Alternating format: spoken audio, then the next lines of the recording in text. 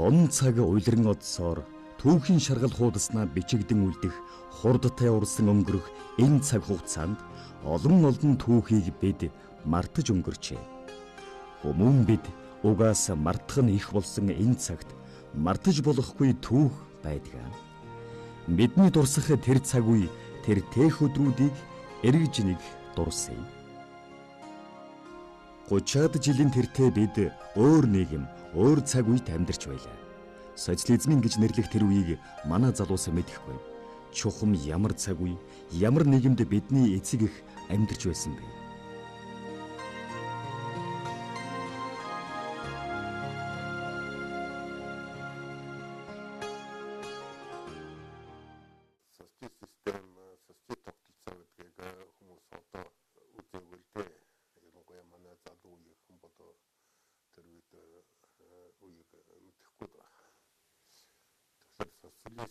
нийгэм гэж чухам юу юм бэ гэвэл их сонин л доо. Энд чинь нэг намын үзлэр дэглэгдсэн, инженерчлэгдсэн нийгэм юм шүү дээ. Чиний юу бодохыг чинь нам заан, юу хийхийг чинь нам заан гэдэг. Энэ маань амьдралаар очихтай их сонин юм болон шүү дээ. Одоо социалист нийгмийн хамгийн хүчтэй сөрөг талны өвхтэй зэрэг хувь хүн өөрийнхөө чадал авьяас зүтгэлээр амьдралаа хариуцах боломжийг хязгаарладаг. Сайн сайхан амьдралын хөдөлмөрлөлийн их дотор үхэн хаалттай ч зөвхөн төрийн өмчийн хүрээнд ажиллана, төрийн заасан газар ажиллана, тэрний өгсөн цалингад авна гэдэг. Жишээлбэл техникум төгссөн хүн бол нэг 500-600 төгрөгийн цалинтай, дээд сургууль төгссөн хүн 700 төгрөгийн цалинтай гэх нэг стандарт байх жишээтэй. Тэгэхээр хүмүүсүүд бүгдээрээ цалингаар амьдрах тийм байдалд орж байгаа. Хувь хүн жишээлбэл гадаад ертөнцийг харах нүд нь бол бас хараанд хязгаартай. Хэрвээ гадаад дотоод явх бол намын төв хорооны нарийн бичгийн дарганы зөвлөгөөнд тогтоод гарч явна. Тэргүүгээр хэн ч явах хэрэг байхгүй хэл давахгүй зэрэг юм. Нэг нөгөө талдны хүүхдэд зэрэхээр гатны социалист улс орнуудын иргэдтэй харьцсан болж шууд аюулаас хамгаалахын хараанд ороод тэгээд бурууд нь оюутан байвал сургуулиасаа хөөгдөдөр нь олон улсын байгууллагад ажиллаж байх юм бол тийм харьцаа тогтоосон шууд татагдсан шүү дээ. Ийм байдалтай байх жишээ. Тэгээд нэгдүгээр социалист нийгэм гэдэг бол ерөөсөө хүмүүсийн амьдралаа хариуцах хэрэгчлөөнд хязгаарсан.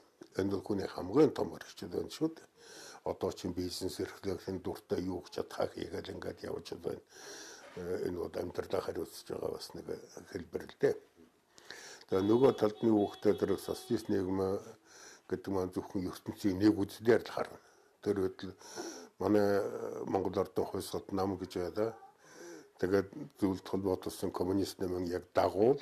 Тэгээд гудамжиндаа хоёр нам нэгийг хурал гэж бичихэн том гэж лооцсон бичин. Тэгээд хойдтолын коммунист нам юу гэж дуугарна сарын дараа манай яг тэрнийг нь давтаж дуурал тэдний харсан үзмээр л харна л да. Тэгээд ер нь амьдралын үннийг бол олж харахад их хэцүү л дээ. Ялангуяа сүүлчийн социалист тогтолцоо бол хөгжлийн асуудлыг түвшмүүдийн сонирхолд нийцүүлж тэдний төлөвлөснөөр л чи юм хийх ёстой, тэдний төлөвлөснөөр л чи явах ёстой гэдэг юм зур гаргаад нөгөөт маань өрсөлдөх чадваргүй болоод тэгээ ер нь социалист орнууд үйлдвэрлэж байгаа бараа таваар мань олон улсын зах зээл дээр гологдох тийм л байдалд орлоо шүү дээ. Монгол хөл хичнээн нэхий дээр хийлээ, хэвс хийлээ, гутал хийлээ гэхэд гадаа зах зээл дээр тэр маань чөлөө зах зээл дээр бол хэн ч авахгүй тийм л байдалтай байх жишээтэй. Ийм байдалтай нийгэмлдээ. Тэгээ ер нь тэр үеийн жишээл их сонир доо. Тэгээ манайд ч ялгаагүй, зөвлөлдөж ялгаагүй ер нь сүүлд хүн ордын хэрэгцээ, өргөн хэрэгцээний бараа бол үндсэндээ хомсдож эхэлсэн. Одоо 80-аад оны сүүлчигч манайд Ямааны 3 дугаар мах авах гэж өөрөөр дэлгүүрээ хаалгандаар очирддаг байлаа шүү дээ. Гэтэл зөвлөлтөд бол бас ялгаагүй. Тэр хям масл гэдэг тэр хүнсний бүтээгдэхүүнүүд чинь ер нь үндсэндээ ховор бүтээгдэхүүнтэй тооцогдсон шүү дээ. Иймэрхүү байдалтай болсон. Тэгээ ерөнхийдөө социалист тогтолцоо болохоо байлаа гэдэг нь 80-аад оны сүүл үеэс эхлээд тодорхой болоод тэгээд зүүн Европын орнууд за зөвлөлтийн баруун талын Балтийн орчмын хэдэн улсууд бол ерөнхийдөө бид нэр буруу замаар явжээ гэдэг ийм ойлголтод хүрсэн юм. Тэгээ ер нь 88-9 оны үед бол социализм яг бол амьдрах чадваргүй гэдэг нь тодорхой болсон л доо. Монгол бол 200 гаруй жил манж хятадын колони болж яваад сүүлийн далаажууд зөвлөдийн хараад дагуул орн байсан. Хараад дагуул орны байдлаас гараад тусгай тогтнол бүрэн эрх аавна гэдэг бол зөвхөн нийгмийн байгууллагыг өөрчлөх бас том хүнд зорилт байдаг л да. Тэгэхээр Монголын хувьд энэ гурван асуудал зэрэг тулгарсан. Социализм бид нураагаагүй. Социализм өөрөө нураад унчхад хүсээгүй бид нар тэрний нурмандаар үлдсэн 90 оны 10 сарын 25 гэхэд эдийн засгийн харилцаа зөвлөлгээд социалист орнуудын эдийн засгийн хамтран ажиллагаа байгуулагч нь тараад тэгээ бидэнтэй энэ чиг социалист орнуудаас гэрээ хэзэл хийх аваад худалдаа хийх аваад зарим нь элчингээ хаагаад яваад өгсөн шүү дээ. Тэгээ социализм бол өөрөө нурчихсан. Тэрнийг бол бид Монгол тогтоох асуудал. Агаагцгүй социализм нурахад бид нар юутай үлдэх вэ гэдгээд өөрснөө бодох хэрэгтэй болж ихэнтэй. Нөгөө талд нь сая би хэлээ тусгай тогтнол бүрэн эрхийн асуудал гэдэг. Энд чинь тэр тухайн үед бол нэг том яриагүй юм нэг. Ягаад өгтөө зэрэг нийгэмд буруу хөдөлгөөн үүсгэж болох талтай л да. Монголоор гэхэд 90 оны байдлаар гэхэд нийтдээ 586 сая доллартай тэнцэх экспорт гадагш нь гаргаад тэрний хооронд импорт авна шүү дээ. Тэрүүн дээр нэмээд 704 сая доллартай тэнцэх зээл тусламж авч амьдарч ирсэн юм. Тэгэхээр энэ чинь нөгөө манай чинь бүх эдийн засгийн харилцааны 85% зүйл толботос ногддог, 10% нь бус социалист орнд ногддог, 5% нь чөлөө зах зээл рүү чиглэсэн жаахан худалдаа байлаа л да. Ийм нөхцөлд бид нэр ингээд биедан тусгай тогтнолоо үүснэ жолоогоо гартаа авна гэдэг эрхтэй чинь тэр нөгөө их зээл тусламж чинь байхгүй болж ихэв. Тэгвэл бид нар авахгүй гэсэндээ ч байхгүй болсон юм биш. Зээл тусламж өгжсэн зөвлөлт өөрөө ядраад 90 оны 9 сарын 30-нд дээд зөвлөлт тогтоол гаргаад гадны аливаа улс орн зээл тусламж өгөхийг засгийн газартай хориглолцсон. Тэгээ Монголд барьж байсан барилгууд нь тэр чигээрээ дутуу үлдээд энд ажиллаж байсан хүмүүс нь салингүй болоод тэр хүмүүс ч тэгээд буцхаасаар аргагүй болно шүү дээ. Гэх мэт ийм хүндрэлийг бид нар давах хэрэгтэй болсон. Энэ гурван зорилт нийлэхээр бусад социалист орнуудаас Монголын өмнө тулгарсан асуудал огт өөр гэдгийг бас нотлох байх л да. Нэг нь зөвхөн эдийн засгийн асуудал шинжилтээр зөв нөгөөдөө эдийн засгийн улс төрийн шинжилтээр зөв бид нар энэ хоёр дээр нэмээд тусгай тогтнол бүрэн эрхийг асуудал ярьж байна. Ийм гурван зорилтыг шийдэх хэрэгтэй байсан.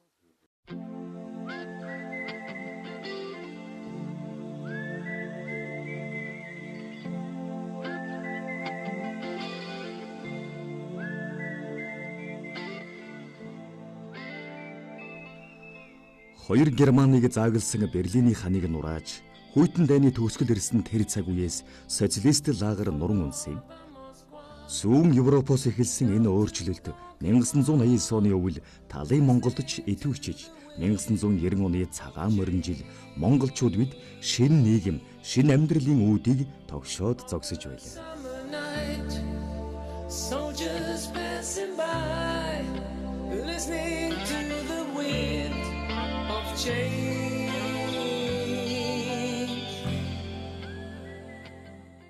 Юулда тэр үеийн хувьсгалын тухай асуудлыг ярихад бол хүмүүс нөгөө табакроос жасаа цуглаанд оролцож явснараа төсөөлдөг л дөө. Тэр бол зөвхөн тэр үед байсан төр засгийн яг унган л гэсэн үг. Унсны оронд юу босгох вэ гэдэг бол маш хэцүү зорилт л дөө. 89 онд нэг сайдрын зөвлөлийн нийгэм соёлын асуудал хариуцсан орлогчоор том ирсэн. Тэгээ нэгэнт нийгэм соёлын асуудал хариуцсан хүн гэдэг чинь тэр үйл нийгэмд болж байгаа хөдөлгөөн загсаа зугнаа хийж байгаа улсуудад харьцсан шүү дээ тэр нэг асуудал нэг. Эдэнтэй харьцаа тэгээ эдэнтэй тэр 3 сарын 7-оос 9-ний өсгөлөн зогсоох тэгээд бусдаа асуудлуудыг шийдэхэд бол эдэнтэй хамтарч ажиллаж байсан л дээ. Тийм учраас тэр төрж гарч байсан шинэ ардчсан хүчнүүд болоод нэг талаас нөгөө талаас бол миний төлөөлж харьцсан засгийн газрын хооронд тодорхой хэмжээний ойлголцол бий болсон л доо итгэлцэл гэх юм уу да тийм. Тэгээ энэний туршилжил тэр үеийн Монгол Ардын хойсголт намын удирдлага надад ерөнхий сайд руу зүтгүүлсэн болов. Тэгвэл би урд нь төрийн албыг мэрэгжилтнээс нь ахлах мэрэгжилтнээс нь хэлцээний дараагаас нь эхлээд орлогчсон тэгээ засгийн газрын гишүүн янз бүрийн төвшөнд хашчил явсан л да. Ямар ч байсан Монголын хойсгол бол тайван хойсгол байх ёстой гэдэг энэ зарчим дээр өөртөө итгэл үнэмшил болж авсан л да. Тэгээд 90 оны 2 сарын 26-нд би Батмухгад нэг төсөл гардуулсан. Монголын үндэсний эв нэгдлийн тунхаг гэж. Сүүлд нь 3 сарын 12-нд энэ ардчсан хүчнүүтэй хамтарч гарын өсөв зураа төрийн сонин дээр гарч байсан л да. Тийм. Тэгээ энэ бол Монголд өөрчлөлтийг бол тайван замаар хийнэ гэж. Европын орнууд чинь Урмэн Чаушского гудамжинд буудаад нь Болгарууд нь Швейцарь шоронд хийгээд, Унгарууд нь Катар шоронд хийгээд, Германууд нь Хонконг шоронд хийгээд ингээд бүгдээрээ бужигамжээс үйл дээ. Тэгэхээр Монголд бол бид нэр тайван замаар явна гэдэг энэ үндэсний зөвшлийн замаар явж тайван хосгол хийнэ гэдэг энэ үзэл санаал тэр үед үнэт хүрсэн болов даа гэж бодъё. Үндэсний ЭЕВ-ийн эрхэмлэн дээдлэх тухай хамтарсан тунхаглал гаргасан улс төрийн нам хүчнүүд харилцсан зөвшөлтсөл төрсний үр дүнд Ардын их хурлын сонгуулийн 430 тойргийн 426 тойрогт сонгуул явагдаж 4 тойрогт дараа дахин сонгуул явуулахар болсон юм. 7 сарын 29-нд Монголд сонгуул болсон шүү дээ. Тэгээд сонгуулийн дүнгээр бол Ардын их хурлын гишүүдийн 85%-ийг нь хойсголт нам арч хүчинд 15%-ийг авсан юм. Зүгээр сандаа өгсөн сонгогчдын тоогоор бол арчсан хүчнүүд 40%, хойсголт нам 60%-тэй. Тэр үед хойсголт намын удирдлагад гээ очир отгоо намын дарга байсан сандаа хэсэлтэй эвслийн засгийн газар байгуулсан нөхцөлд Монголд нийгэм тогтвортой байдгүй болно. Ахэр би 85%-аас авсан та нар холбоо би засаг дангаараа байгуулна гэх юм бол тэгэж болохгүй л дээ. Тэгээ тэр үед хойсголт намын удирдлагын сандыг бол хүлээж аваад 7 сарын 31-нд гээ очир отгоо бид эвслийн засгийн газар байгуулна гэдгээ тунхагласан юм шүү дээ. Тэгээд эвслийн засгийн газар байгуул тэр замаар орсон. Тэгээ яг засгийн газар байгуулахад тэр үед чинь гол улс төрийн хүчин арчсан нам үндэсний дэвшил нам социал демократ нам байсан л да. Тэгээ энэ намуудтай бид нар ярилцахад социал демократууд бол нэгэнт баг хурлын даргаыг энэ суудлыг авсан учраас бид нар цаашдаа ингээд өөр төрийн өндөр суудл бид нар авах боломжгүй гэсэн учраас 2 дэд сайдын суудл өгөөч гэсэн 2 дэд сайдын суудл тэдэнд өгсөн. Арчсан нам үндэсний дэвшил нам хоёроос 2 шадар сайдыг урьж ажиллуулсан. Шадар сайдууд бол асуудлыг зангидж товчоод хүүрэгтэй тэр үед байсан болохоор тэдний санаа бодлыг тусгах тэр улс төрийн хүчнүүдэд зөвшгөхөд бол энэ маш чухал үүрэг гүйцэтгэж байсан л да. Эртээх 1921 оны ардын хувьсгалын дараа засгийн эрхээ шилжүүлж буй Богд хаан ардын засгийнханд морин дэл дээр дэлхийг эзлэх амар хаан мориноос буугаад төрийг дөхнүүлэх хэцүү хэмээн хэлж буйгаар өглөө кинонд уран бүтээлчид буулган үлдээжээ. Хувьсгал хийлээл шин нийгэмд шилжилээ хэмээн хөөрч байсан монголчууд 1990 онд төрөө төхнүүлэх хүнд сорилттой тулгарсан. Харин тэр хүнд сорилтыг манай нэвтрүүлгийн баатар хүлээн авч оройлон зүтгэсэн билээ. Эдийн засгийн хэд Улаанбаатар гудамжиндаа гарчихсан мөрөөдөө тоглоо мунтай согт ууралн тавиа танхайр элдүнгүй юм чи ингээд бүр хөвөрчихсэн байсан л да. Тэгээ энийг хоноход бол их зовлонтой л доо. Ер нь хуучин төлөвлөгөөд эдийн засгийн үед бичин социалист орнуудтай харьцаал тэдний явуулсан тэдэнд бараагаа өгчхөд тэднээс бараа ирдгөөр засгийн газрын бартер хийж байлаа шүү дээ. Яг шилжих хөрөөгөл гэдгийг чи хинч барьж үзээгүй тийм валютууд үндсэндээ барих валют доллар шиг байхгүй юм шүү дээ тэр чи. Баталгаагүй цаана. За тэгж байтал бүр муудаар муу нэмэр гихчээр нөгөө зөвд задраад унтсан чинь 16 улс болоод явлаа. Атгэлээд дугуй ногоонцоогоо Грузинээс авдаг, Ятанга Украинаас авдаг, трактор Белорусаас авдаг байлаа шүү дээ. Нөгөөдөл чинь тусдаа л суулаад явчихсан дипломат харилцаач байхгүй юу худалдаа хийх. Тэр суудтай чинь дипломат харилцаа байхгүй. Худалдааны гэрээ хэзлээ байхгүй. Тэр сууд чинь ч өөрснөө яхаа мэдэхгүй юм байдалд орчихсон байлаа шүү дээ. Тэгээд хүндрэл бол маш их байсан л да. Тэгвэл тэр үеийн Монголын эдийн засгийн нөгөө 3 тулгын чулуу байгаа. Хөдлөхгүй 3 баг. Нэгдүгээрт манай хөд аж ахуй. Ямар ч байсан 20 хэдэн сая малаараа одоо 300-400 мянган тариалангийн талбай маань монголчуудыг хүн сэрдэж яагаад байж чадах юм. Энэ нэгдүгээр тулгын чулуу. Хоёрдугаарт манай эрчим хүч нүүрсний түлшний үйлдвэрүүд. За багнуурын уурхай байна. Тэр үчин шарын гол ажиллаж байлаа гол том уурхайнууд маань. Ямар ч байсан төвийн эрчим хүч яваад нүүрсээр хангаад байж чадах юм. Ямар ч тохиолдолд бид нар ч нөгөө төсөлгөөний бодис байхгүй очихтойгоо зэрэг азотын бордоо дэлбэлээд хэрэгэлдэг байсан л да тэр үед янз бүрийн аргаар. Гэхдээ цахилгаан станцуудад нүүрсээр таслахгүй хангаад байна. А гуравдах нь эрдэнтийн үйлдвэр болуурхай. Экспортын чиглэлтэй үйлдвэр эрдэнтийн бүтээгдэхүүн олон улсын баталгаатай чанарын баталгаатай хаанач борлох бүтээгдэхүүн зөвлөлтөч борлон гадаад бус зай дээрч борлон. Энэ 3 нь бол Монголын эдийн засаг амьд үдэх 3 тулгуур юм л да. Энүүдээрээ бид нар тод зогссон. А тэр үед хөнгөн хөнсний үйлдвэрүүд ингээд ундлаа гэж хүмүүс ярьдаг да. Тэнд бол маш төвөгтэй байдал үүсэлтэй. Нэгдүгээр манай хөнгөн хөнсний үйлдвэр бүтээгдэхүүн экспортод авахаа байсан. Тэгээ социалист орнууд манай хэвсийг авдаг болохоос чөлөө зах зээл дээр манай хэвс явахгүй шүү дээ тэр чинь тий. Хоёрдугаарт нь төрийн гутлын үйлдвэр бас 1 сар өмсөд нөгөө гутал байсан тэрний чихэн авах байдیں۔ Тийм байдалтай болох жишээ. А нөгөө талаас юу гэхтэй зэрэг нөгөө хөнгөл дүүрүүдийг материалаар хангадаг байсан зүүн Европын орнууд маань бүгд цаашаа эргээд явчихтай чинь зэрэг арьс ширээ чинь шулуун хар гэж үдгээр боддог. Тэр бодгоор хаана байдгийг ирээд олдог. Ийм байдалтай бид нар үлдэж явах жишээ тийм. Тэгээ ер нь бус салбарын хувьд хүнд байдлыг олсон. Гэхдээ эдийн засгийн амин сүнсийг авах 3 тулгуураа бид нар заавж үлдэж чадсан энэ дээр тулж болсон юм шүү дээ.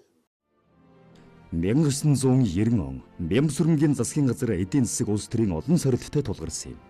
Алдарт 20 дугаар тогтоол өмч хөвчлөлгээд олон ажил түүний засгийн газарт харьяалагддаг. Олон хүнд сайн муугаараа дуудагдан байж хийсэн энэ шинтгэл Монгол улсыг шинэ нийгэм, шинэ цаг үед амьдрах суурь нь болсон юм. Эдийн засгийн шинжилгээг бол нэлээд хурдвчилсан л да. Тэгээ учир нь юу гэхдээ зэрэг тухайн үед 90 оны үеих ч Монгол гадаад худалдаа гэхэд 23 гадаад худалдаа нэгдэл контороор дамжуулж эрхэлдэг байлаа шүү дээ. Гэтэл нөгөө бус тэдэнтэй маань чинь төрийн өмчийн байгууллагууд. Чөлөө зах зээлийн орнуудтай харьцсан чинь төрийн өмчийн байгууллагатай харьцдаг юм шүү дээ. Хэн ч худалдаа хийхгүй төрийн өмчийн байгууллагатай. Хэн ч төрөнд итгэхгүй хэн ч худалдаа хийх. Тэрний чи гадаад худалдаагаа диверсификац хийхээс арга байхгүй либералчлах хэрэгтэй болно нэг жишээлгээд. А нөгөө талд нь юу гэхдээ зэрэг одоо банкны систем их чинь Монгол ганцхан төв банктай. Өөр арилжааны банкуд байхгүй. Банкыг маш аргатай хоёр шаттай болгож 90 оны 10 сарын 19-нд 19 дугаар тогтоол гараад худалдаа хөгжлийн банк, хөрөнгө технологийн шинжилтийн банк гэж хоёр банкуд тусдал гаргасан л да. Арилжааны банкуд. Тэгээд дээд талд нь төв банкыг тасалж авч үлдэх жишээтэй. А нөгөө тал чинь төлөвлөгөөд эдийн засаг нэгэнт л бүх хангамж бүх юм чинь ингээд бутраад унтсан нөхцөлд ямар юм чинь төлөвлөгөөд эдийн засаг байх вэ? Шууд тэрнээсээ татгалзаад хүмүүс хувийн аж ахуйн идэх санаачлагын тулгуурсан үйл ажиллагаа явуулахаас ямар ч хүн тэр төлөвлөгөөний комиссийн үед гаднаас бүүнээр навчирж исэн параметр чинь чөлөөт эдийн засгийн нөхцөлд олж ирж чадахгүй шүү дээ тэрний чинь. Улс орн цаашлаа яаж амьдрах вэ? Ямар загвараар бид нар явах вэ гэдэг асуудал нэн чухал байсан л да. Одоо жишээлбэл Монголыг харахад олигарх толгойтой хэдэн баячууд нь толгой дээр суусан юм хөрөнгөтний нийгэм болоод байна шүү дээ. Бидний төвд баримталж байсан чиг бодлого бол огт өөр. Улс төрийн тогтолцооны хувьд бол тэр үед бид нар олон намын тогтолцоон шилжээд парламентын тогтолцоонд орж байлаа. Гэхдээ Монгол орны ирээдүйг бид нэр хүмүүнгэл гэргний арчсан нийгмүүдийг тэр байдлаар төсөөлдөг байсан. Энэ төсөөлийн гол цөм нь юу гэхээр тэр төрийн эрх мэдэл ард түмний гартай юм. Их хурл ардын их хурл бол төрөө бариад хууль тогтоох хурлаа уснууд эндээсээ байгуулад ингээд явах нь гэсэн төрөл итгэл үнэмшил 90 оны сонгуулийн дараа ийм тогтолцоо бий болсон юм шүү дээ. Энэхүү засгийн газар шилжилтийн ихэнх үеийн хүнд хүчнийг нуруунд даан үрж, үн чөлөөлөх, өмч хувьчлах, иргэддийн гадаад паспорт чөлөөтэй болгох, банк санхүүгийн тогтолцоо бий болгох зэрэг түүхэн шийдвэрүүд гаргасан билээ. 20 дугаар тогтоол гаргахад бол нөгөө банкнд хадгаламж ихтэй байсан хүмүүс бол яахан харгуулсал да 10,000-аас дээш 10,000 төгрөгөөс давсан хадгаламж нь бол индексжүүлээг юм. Зөвхөн 10,000-ыг нь 20,000 болгож өгөөд бусдыг нь. Тийм болохоор 500,000 төгрөг хадгалж байсан хүн бол тэгээд үндсэндээ тэр хүн 240-50,000 төгрөг алдчихж байгаа юм да ханш унахтай. Тэд нар ууралгүй яах вэ? Тэд чинь зүгээр энэ засгийн газар инфляцийг хөөргөдлөө гэдэг 90 оноос хойш гомдол одоо хүртэл тасраагүй явдаг юм шүү дээ нэгд нь. Нөгөө талд нь 20 дугаар тогтоол гарахт чинь нөгөө төрийн шинээр дүрж байсан хөрөнгөтнүүд өөрөөхөө үрлэх юм уу та. Нөгөө арилжаа 8 хийдэг залуучууд маань оомсондоо мөнгө хадгалдаг байсан юм байна лээ дээ. Тэгээд нөгөөх нь хан шүнчглаар чинь тэгээд хоёр дахин хан шүнцлаар зовно үдээ. Эдгээр тэдний хувьд хүндэрл. Гэхдээ хүн амын нийт дийлэнх хэсэгт бол энэ тустай болсон л да. Жишээлхэд ингээд манайхаас үлэмж илүү хүчин чадалтай зөвлөлт холбоотлол түүний дараа болсон Орос байна. Монгол улсын шилжилтийн үеийн инфляц нь Оросынхоос 40 дахин бага юм шүү дээ. Европын зүүн Европ орлуудаас 5-аас 6 дахин бага дор түвшинд. Өөрөөр хэлбэл бид нар тогтворжуулж чадсан. Тиймэрхүү арга хэмжээ авч байсан. Тэгээ энэ бол нэг л арга хэмжээ. Ер нь хангамжийн систем байхгүй болоод бэлтгэлийн систем байхгүй болоод эрэгтэй чинь зэрэг адглаад хөдөө хотынхоо хооронд хэдийн цаг харилцаа яаж зохион байгуулах вэ гэдэг асуудал гарна шүү дээ. Хуучин бэлтгэлээр малын авчрал мах комбинат нэтлдэг байсан бол нөгөө бэлтгэл чинь байхгүй болчихтой чинь зэрэг яах вэ гэдэг асуудал. Ород нь аукцион гарах хэрэгтэй болно, бирж гарах хэрэгтэй болно. Тэр чинь бүтцүүд бий болох хэрэгтэй гэх мэт асуудлууд. Улс төрийн гадаад харилцааны олон бэрхшээл мөн л түүнийг хүлээж байсан юм. Хөрш улсуудын эл далд дарамтуудж их байжээ. Тэгээд тэр үед тохиолдсон нэг их сонин хүндрэл гэж хэлэх юм да. 90 он гэхэд Монголын нутаг дээр зөвлөлтийн армийн 100 гаруй мянган албан хаагч байсан, зэргүүд байсан. Тэр үндсэндээ 92 онд багтаж гарсан л да. Тэгээд тэд чинь мэдээж энд байгаа улсууд ч нутг руугаа буцахад бас л хүн хэмжээ идэх уух юм тэгээд хэрэглээний юм хэрэгтэй болдог юм байгаа үстэй. Энэ бол Монголын эдийн засгийн гэмтийн ачаал авчирсан. 90 оны 10 сарын 1-нд Монголын жижиглэн худалдаалах барааны үлдэгдэл 3,301 сая төгрөгийн барааны үлдэгдэлтэй байсан. Гэтэл нөгөөдгөө багасаар яваад 91 оны 1 сарын 16-нд бичин нөгөө 20 дугаар тогтоол гарч шинжилгээ тоодлого явууллаа шүү дээ барааны. Тэгэхэд 1,612 сая төгрөгийн барааны үлдэгдэлтэй болсон. Тэс өөрөөр нь барааны маань 2 дахин буурсан гэсэн үг. Энэ бол хомсдол үүсэл маш хүчтэй нөлөөлсөн. Түүнээс биш гурилын будаан энэгээр бид нар дутагдах ямар ч үндэс байгаагүй нийлүүлэлт бол хэв юм байсан. Тэгээд тэр үед чинь нөгөө урд нь байгуулсан засгийн газрын хэлцээр зөвлөлтийн цэргийн барааг Монголын хяналтын байгууллага шалгах хэрэг байхгүй. Тэгээд цэргийн бараа нэртэй вагон гаргахчаад гурил будаа гараад явна үстэй. Тэгээд хомсдолд бол их хүчтэй нөлөөлж байсан нэг. Нөгөө тал нь их сонин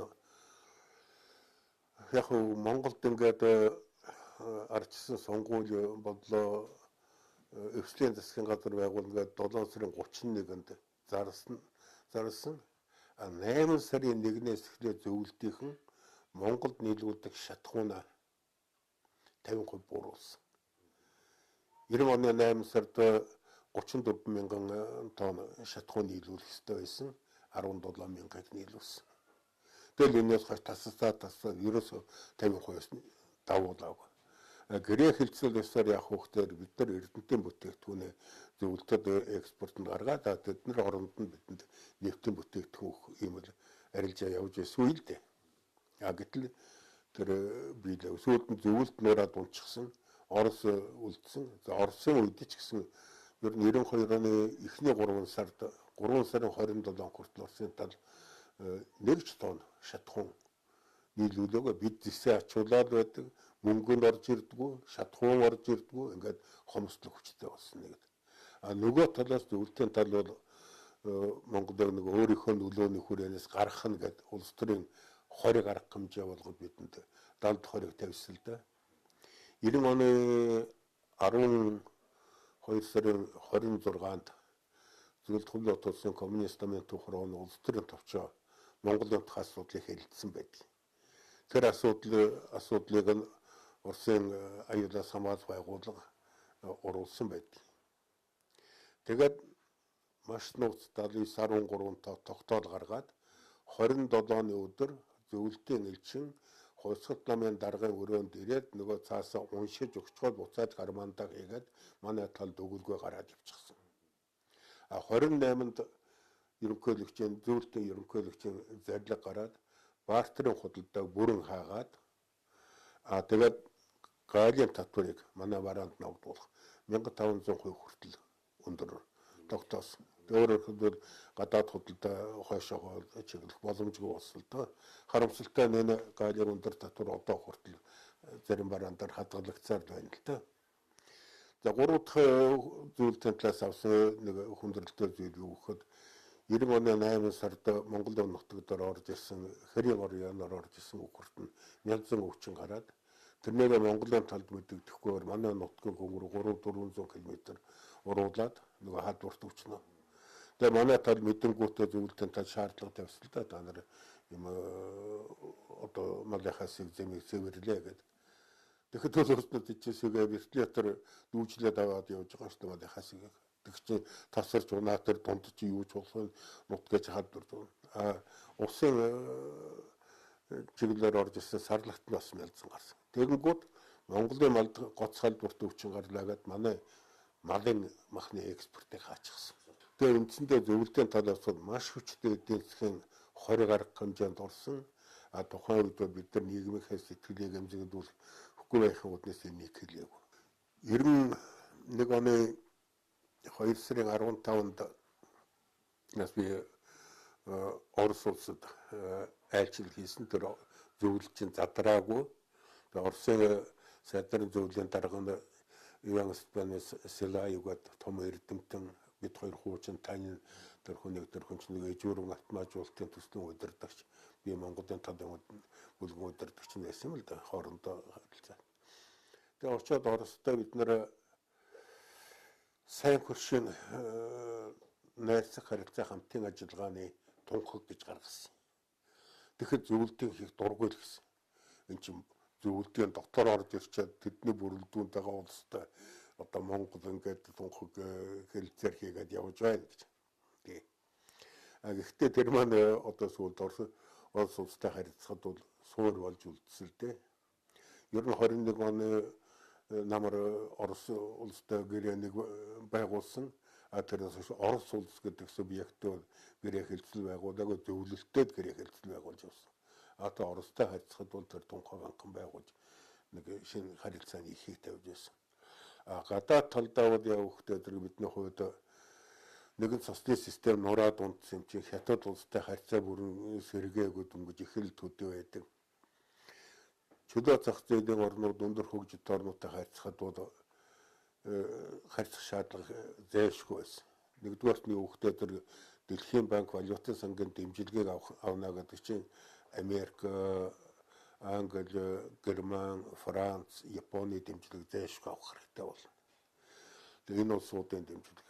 Тэгээд энэ чөлөөт ертөнцийн орнуудтай ч харьцах бас олон талын шаардлага байдаг.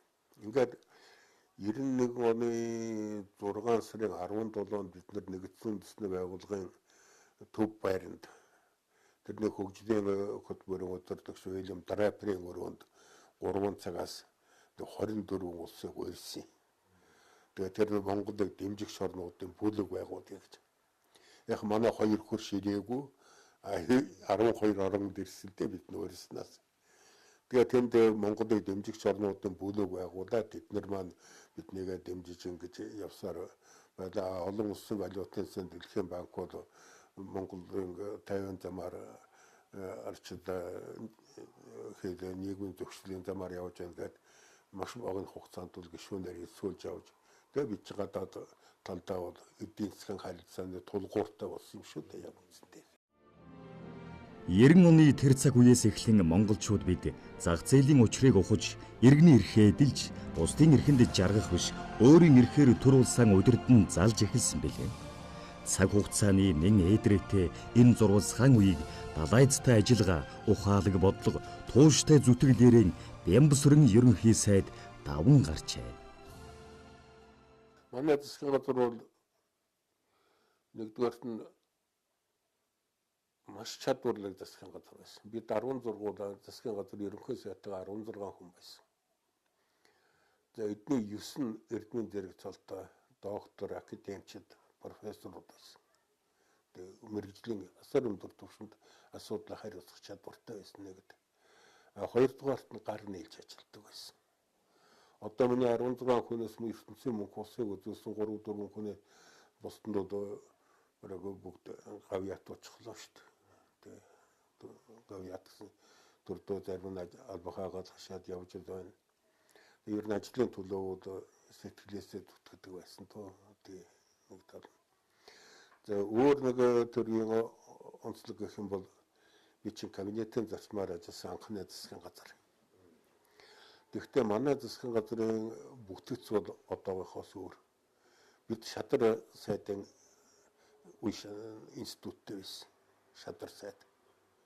Шадар сайдын институт гэдэг бол асуудлыг үндэслэлтэй зөв шийдэх, ерөнхий сайд өөрөө хяналтын үүргээ хэрэгжүүлэх боломж олгох маш чухал шат шүү. Одоо тэрнийг аваад хайц учраас засгийн газраас авж байгаа арга хэмжээ гаргаж байгаа шийдвэрүүд бол дэндүү ирээвэр хураавар тэгээд цогц чанаргүйгээс хатан доголт юм шийдвэр гаргах талтай байна л да. За загнуулахад авгүй манай ээждэг нь миний хөө яас их загнах юмтэй гэдэг юм байдаг. Зөв загнуулах гэж ерөнхий сайдыг томилдог юм гэдэг. Би ч тэгээд загнуулах тэр аянга зайлуулагчид өөрөө гүйцэтгэж явах шууд өөр яах вэ гэдэг. Надад баярлуулсан нэг зүйл байдаг. Би булганд явж байгаад 91 оны өвөл ихэн дээр нэг айлд орсон нэг настай хүнтэй уулзаад ярьж суусан тэр хүн хэлсэн. За хүмүүн та нар хий гэснээр гүйцээж хийгээрэй. Бид тийсэн шүү гэж. Тэгээ үндсэндээ ихэд хөдөөний малчид гурилгээ болоод хивий гэдэг ч үе гарч ирсэн шүү дээ. Тэр тисэж бай тэр хүнд үеийг давж туулсан. Түүнээс засгийн газар сандаа давж туулсан биш шүү дээ. 90 оны шинжилтөд манай бүхэлдээ манай монголчуудын хүсэж хүлээсэн зүрх сэтгэлээс нь ургаж гарсан өөрчлөлт бишээ. Гавтны нөхцлөөр социалист систем нурсан тэр сүйрлийн нөхцлөөр зайлшгүй шахагдаж хийсэн зүйл олон бий. Энэ дотор бол ялангуяа либералуудын зарчмын хүрээнд нэг их тогтолцоог шилжүүлэхдээ бол гарсан алдаанууд бол үргэлжилсээр л байна. Араасаа үргэлжилж байна. Энэнийг бол хязгаарлах ёстой.